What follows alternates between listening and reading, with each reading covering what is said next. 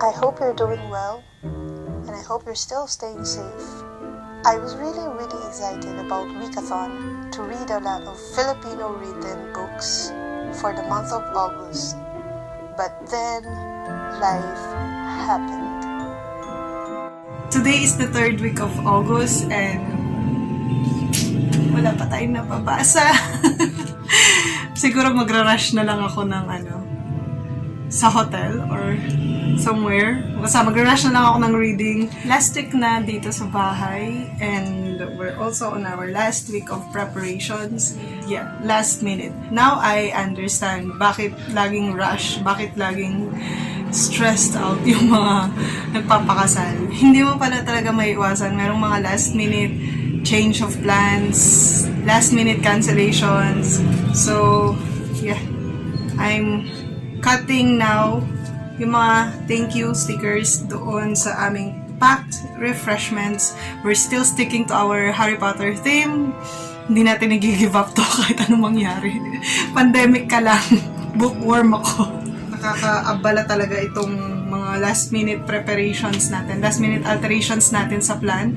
And ako pa man din yung tipo ng tao na mahilig ako mag-plan, tapos kapag hindi siya nasusunod, nai-stress ako.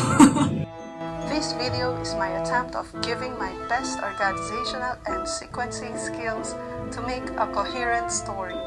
So I put together glimpses of my life on top of my reading, which I was not actually able to film most of the time, so I had to refilm some shots and had to redo my reading tracker. For Weekathon, I read 12 books with a total of 2,294 pages, and my overall rating was 4.83 stars. In this video, we will be talking about the other 12 world-class Filipino-written books that I read for Weekathon. We'll take you back 2 months ago. Starting with Tabla. Tabla is written by Katrina F. Ola.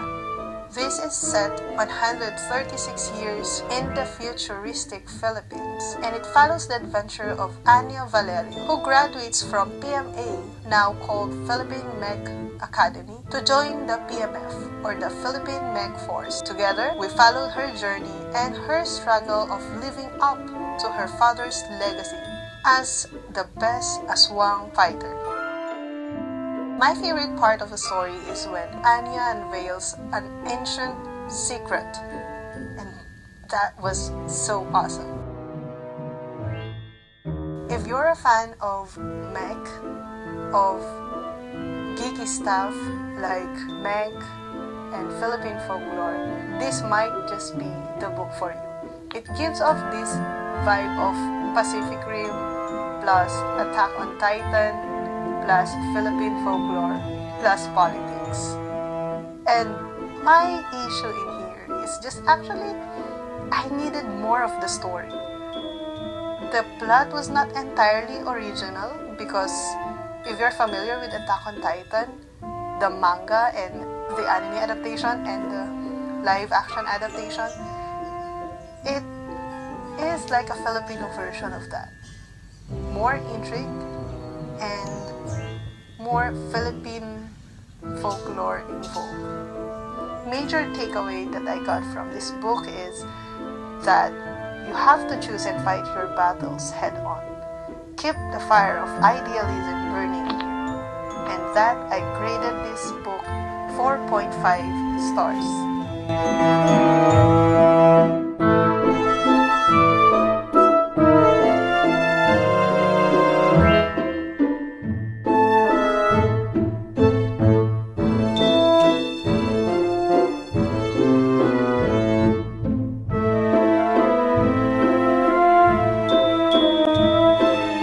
Next book under Filipino SFF Prom is Jano Silang at ang Tiyanak ng Tabon by Edgar Calabia Samar.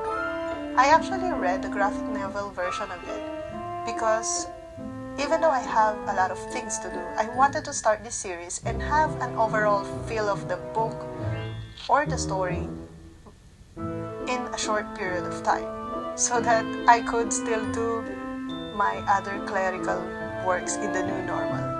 Like this.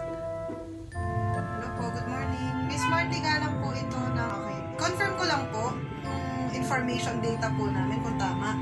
Ang device na nandito kayo ay smartphone. Tama po ba yun? Apo, yung nakaka-connect po yun sa internet. Meron po, gusto nyo po siya ilipat sa modular? Pwede naman po, combine po yun ng online at modular. Kung sakaling wala pong internet, may module pa rin po siya. Tapos kung sakaling hindi po kayo makapunta ng school, pwede po siya mag-online. Okay po. Confirm ko lang po, ililipat po natin siya sa modular class. Tama po? Okay. Bali, ang modular po, ang parent po, pupunta po siya ng school by Monday. Tapos, kukunin po niya yung module ng bata. Tapos, yung bata po, sasagutan po niya sa bahay yung module. Kapag may tanong po siya, pwede po niyang tawagan yung teacher po na naka-assign po sa kanya.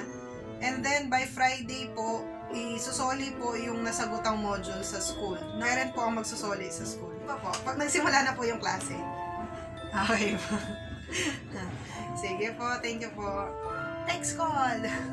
Buti nga dito sa city ganito eh. I mean, may phone na hindi na ganun kahirap ang signal. Carry lang to. City eh. Pero paano kapag far-flung area dito? Paano makakontak yung mga parents? Subscriber cannot be reached. Good morning po. Parent po ito ni apo nyo po? Okay po. Bali, ako po confirm ko lang po yung data namin dito sa enrollment kung tama po. Okay po. Tapos ang pinili po niyang modality ay online learning. Tama po? Bali, ilalagay ko po sa remarks, confirmed po na nasa online learning class po si... Okay, sige po. Thank you po.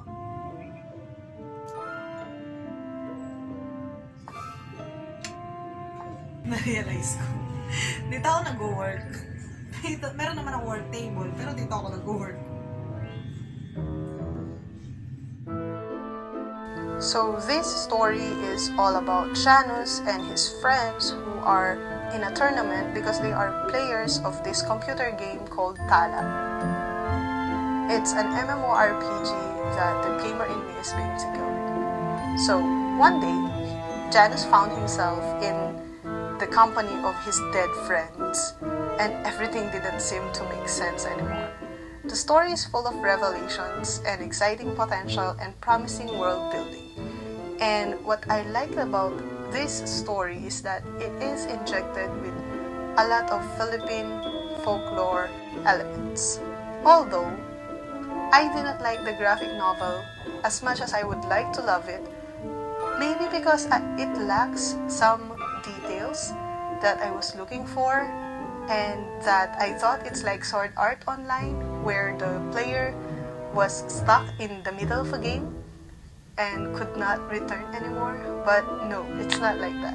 So Janus was playing this game because the game is actually a tool for him to unlock his potential as like a magical person. So the game is more of like a tool instead of a world. That's the difference. And if you think that's spoilery for you, I'm sorry, but I just said it to save you from the same disappointment that I felt after reading.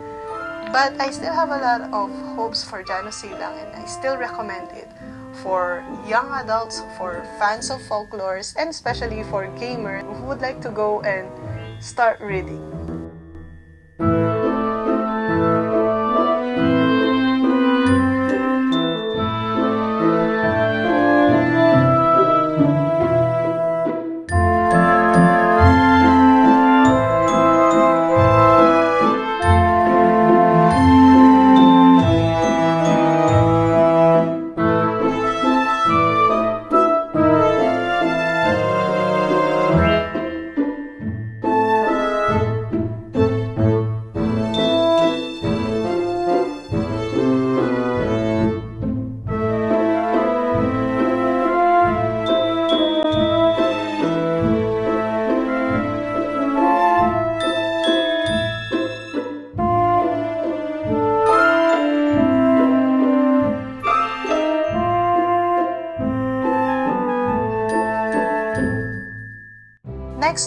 under the modern Pinoy Prom is Underpass. This is a graphic anthology of 4 short stories written by various artists such as Jerry Alangilan, David Hontiveros, Bujatan, Oliver Polombari, Ian Santamaria, and Cajo Baldissimo. And yes, you heard all of those superstars correctly. This is a dark, haunting fantasy story. The sim is about this haunted SIM card that was picked up by the main character and then passed on. This screams so Pinoy. Judas Kiss is about this guy who is being haunted by his wife, and The Clinic is a relevant story, and it shows about how these famous people would go through anything and everything just to keep their figure and safeguard their career. My favorite part of the book is Katumbas. That's the story where Kadasig is from. If you're a fan of Pinoy comics with Philippine folklore in it, you know who Kadasig is. Love Kadasig. And I gave this book 5 stars. Recommended for all YA fans, for all folklore enthusiasts like me, and those who are looking for spooky reads for Halloween season.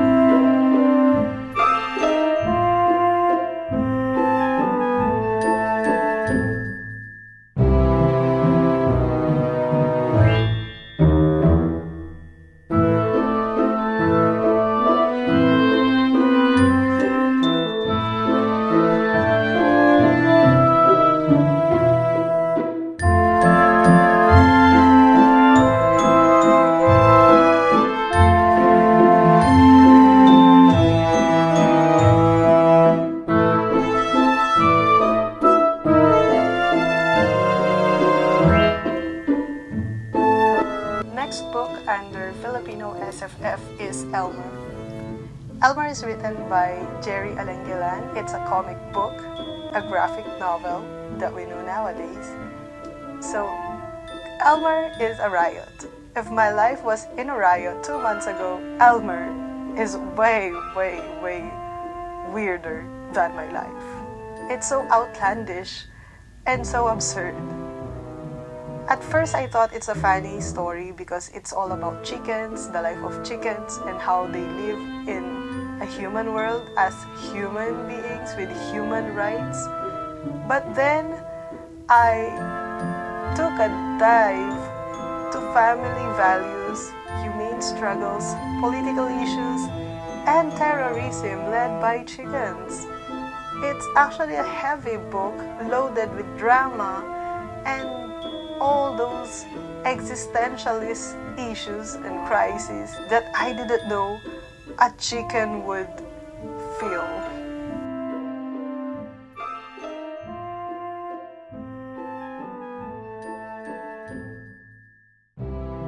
My favorite character here is Farmer Ben. Farmer Ben is a redeeming character. He has his redeeming moments. He realized that he did something wrong and he went out of his way to redeem himself. Sana all. My least favorite part, however, is that it tickles the imagination and it's so absurd that if you take it sexually, a male chicken and a female human can be together, right? Like physiologically speaking, unless they are only looking for companionship. They cannot go on and multiply in real world. So, yes, that's the limit of my imagination. I'm sorry. But the thought is really absurd and creative. Maybe for certain people, it could be amusing. It's all about this family of a chicken waking up that they have suddenly this consciousness of a human. They suddenly understood and communicated and demanded to be treated like humans. Walk with us, work with us, fight and initiate terrorism against humans. So, no, I think this is not a fable because they are as humans as they could get. So in here we follow the family of Elmer and their struggle in finding themselves, finding their place in this world amidst all the human injustices that they faced as chickens.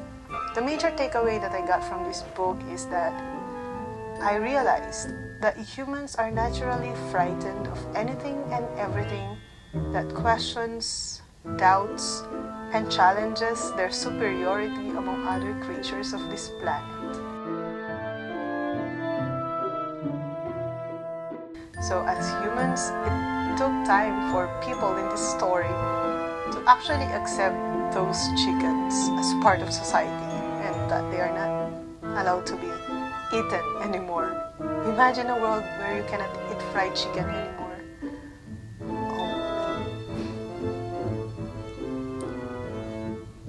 So I recommend this book to everyone who would like to be tickled, everyone who would like to read absurd books and absurd graphic novel. But the quality and the writing style, it's on point and I really, really like it. That I gave this book 5 stars.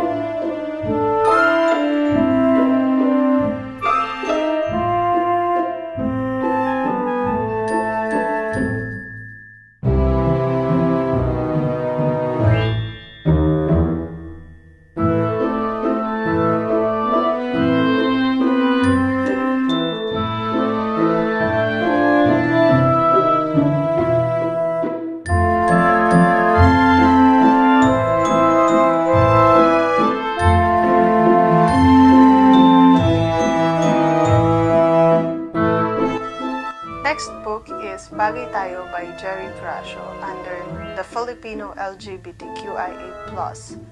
I met Sir Jerry as one of the organizers in this creative writing workshop when I was in college called Pamiabe, and Sir Jerry, together with Sir Eros Atalia, is one of the resident panelists there. So about this book, I thought I could not relate this in this book because this is a story of a gay man falling in love and falling out of love and that I am a straight girl. But then I was proven wrong. I realized that love is a universal feeling, that LGBTQIA+ community experience kilig moments and heartbreak just like us, because heartbreak is real in all gender, love is real in all gender. If you're like me and you think that you could not relate to this book, you're wrong. Sir Jerry's writing prowess can make you kilig to the bones and can break your heart with his words. I love how relatable and real and encompassing this novel is. Chef's kiss. 5-star all the way.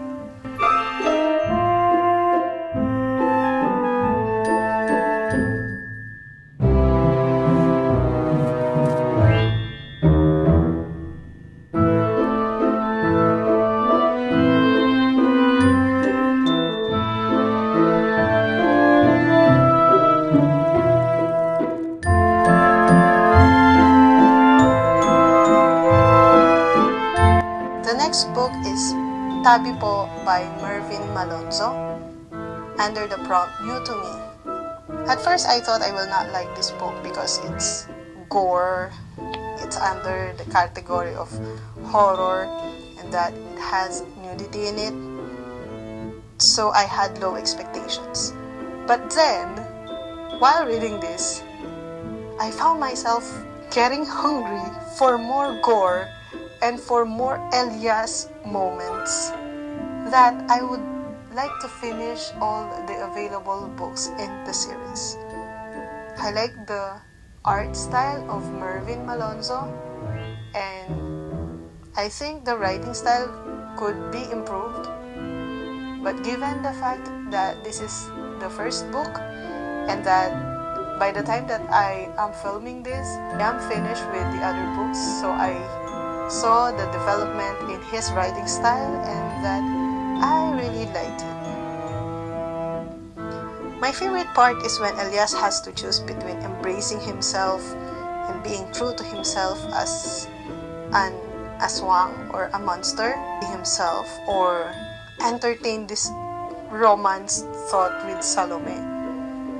And yes, this is what Twilight is not. This is what Twilight I wished it was.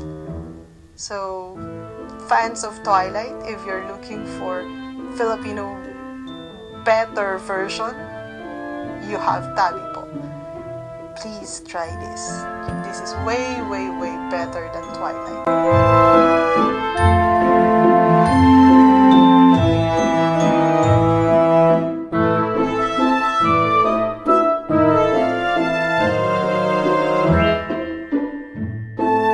Next book is The Wolf of Inasal by K.S. Villoso. This book is one of those last-minute change of plans during this month because I thought I had to read a book with Filipino diaspora character. But then I realized I have to read a book that is written by a Filipino diaspora author. So I had to change the book. And when I heard the positive reviews and recommendations of the host of this weekathon about this book, I could not agree more. This story is about Queen Talion, the beach queen, who has to keep her kingdom from falling apart since her husband, the Dragon Lord Ryle, left her on her coronation day. Her adventure began one sneaky evening that she sailed to Anzao City to save her husband with her royal guards and captain of guards. But series of unfortunate betrayals unfolded, and Queen Tali found herself alone in the slums of Anzao City, wounded, nameless, penniless, and stripped of her title. My favorite part is when the queen met the con artist. I was at the edge of my seat. Every time Kine appears, I swore I would be heartbroken if things went the way I didn't want to. Luckily, it did not. The betrayals and the death, those are my least favorite parts. They exhausted me. My emphatic heart is so exhausted, but I still love it.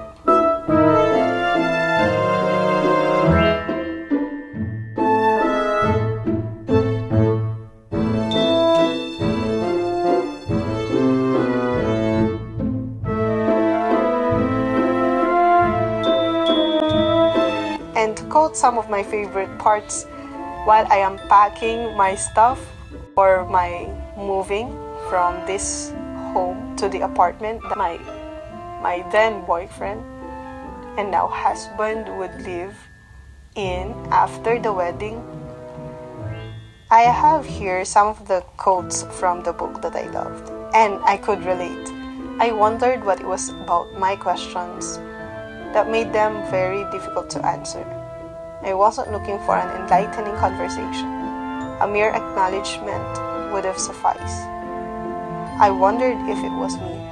So I could relate this in this quote because, I don't know, people are intimidated in person.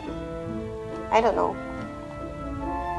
When I talk to people, they are intimidated by me, and I don't know why.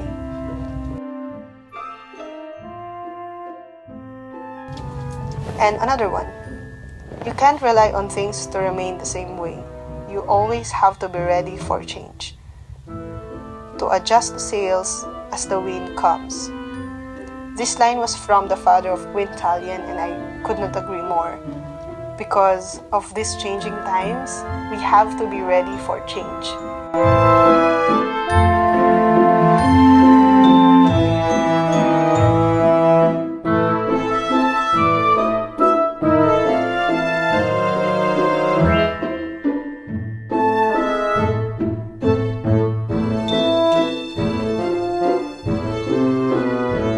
The new normal has brought with it a lot of adjustments. May it be online, may it be modular, may it be on technical sides. Everybody is adjusting, and that's okay. No need to antagonize anybody.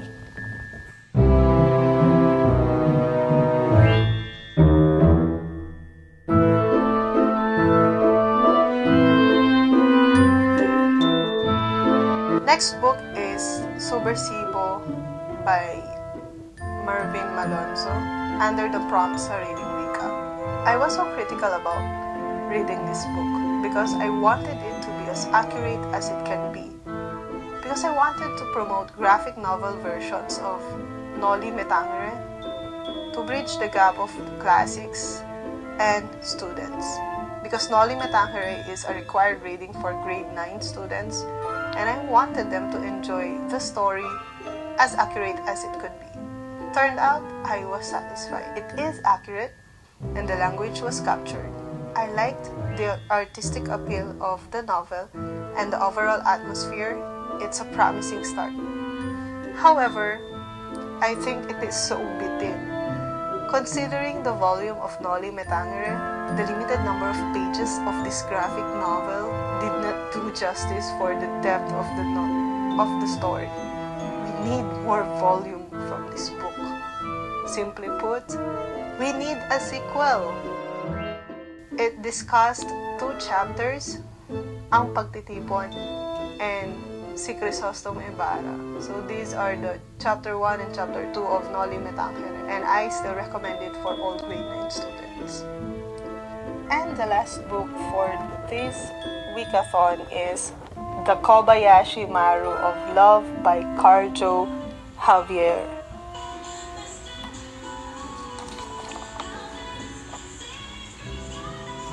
Xaviermaru is a training exercise in the Star Trek universe designed to test the character of Starfleet Academy cadets in a no-win scenario.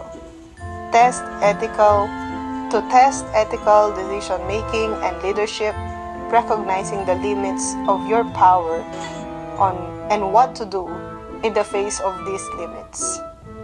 So technically, this book is for the geeks who are in love.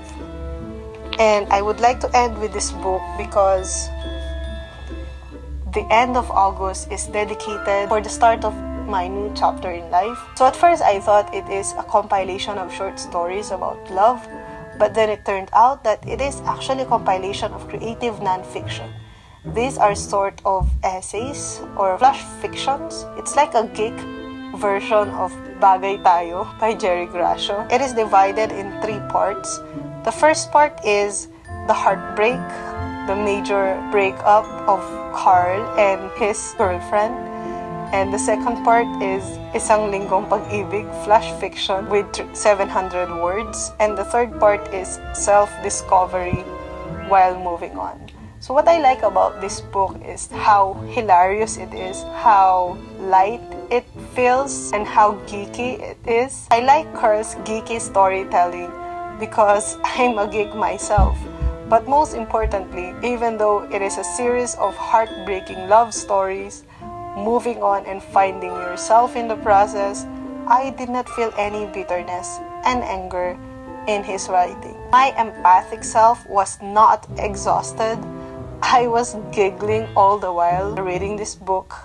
It was so hilarious and well thought. Carjo is a genius writer. That's plain and simple. So I gave this book 5 stars for the light reading and this process of self-discovery that I love. I thought Philippine literature is so underrated. This readathon is a huge help in introducing new authors and works to other bookworms.